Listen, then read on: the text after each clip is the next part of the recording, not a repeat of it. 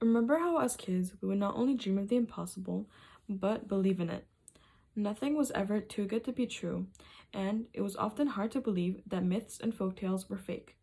Well, I'm now asking you to put yourself in the same mindset of that child once again and believe in the impossible. Picture this, us humans being adapted to live aquatically.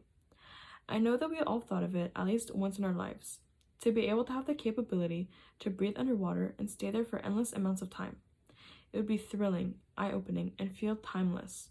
Well, what if I told you there'd be so many more benefits to having this ability than just for the amazing experience? By being adapted aquatically, we'd be able to make many new discoveries and improvements in so many different domains.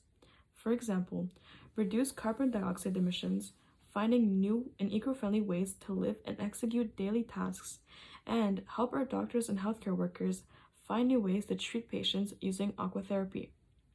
If you're still not convinced of how this would be beneficial to our society, I will dig deeper and elaborate on each of my points previously mentioned. First of all, is the ecological aspect, which is one of the most important points since, as we all know, our home is now rapidly deteriorating. The main cause being pollution via carbon dioxide emission and non-biodegradable pollutants. However, the state of our planet could improve drastically with our help if we were adapted, and here is how. If we could reduce our greenhouse gases by 50% in the next 8 years before the situation gets critical, our Earth would be on the road to recovery. But how could we possibly achieve that, you may ask yourself?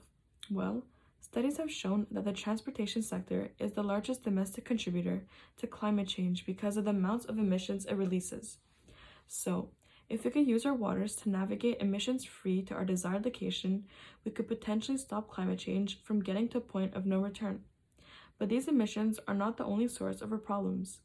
It's also the waste that we generate and the fact that it can linger on our Earth for thousands of years before it biodegrades.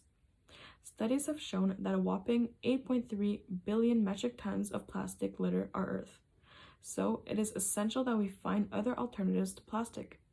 Luckily, two scientists, Pierre and Rodrigo, have found the solution in the sea. They have created a plastic made from seaweed and other plants and or fruits. Their new quote-unquote plastic is biodegradable and can be used to make a range of packaging from bubble wrap to holding liquids to lining food containers. With just these few and easy to find ingredients, we are able to make a discovery that can help our waste crisis. So just imagine what other substances we could find in the ocean that could potentially help us if we were able to explore more than 5% of our ocean by being able to breathe underwater. Secondly, as the ecological aspect as well. We're not only polluting our Earth, but we're harming it with the rough ways we are cultivating our food in the ocean. Many may not know, but the way most companies fish is extremely harmful to our marine life. A lot of them bottom drag, which is by far one of the cruelest way to fish. They essentially throw a giant net and wait for it to sink at the bottom of the ocean. Once it reaches the floor, they start their boats and drive off. This method tears out all marine plants, corals, and destroys animal burrows.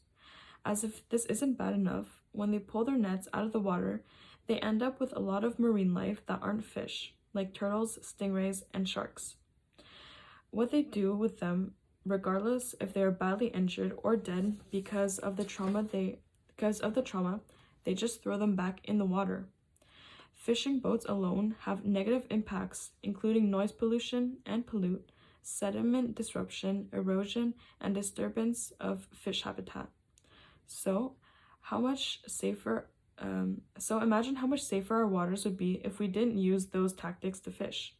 Imagine if we could spend an unlimited time underwater fishing by hand and not harming any of the organisms of the fish that we eat. And lastly, I'm sure that we have all been told once in our lives that if we have pain somewhere in our bodies, going in the pool would help alleviate the pain. Well, it is true.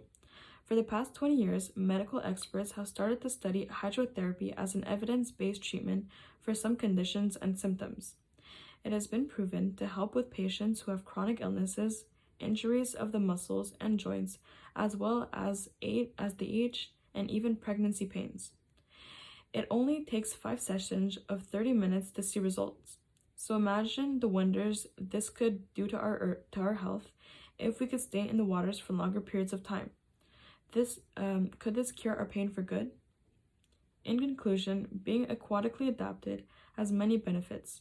It would not only help our Earth's atmosphere by cutting down emissions, but it would also have a positive impact on our marine life due to the new fishing methods that we would create. It would also be beneficial by giving us the ability to possibly get rid of our pains by using long-term hydrotherapy.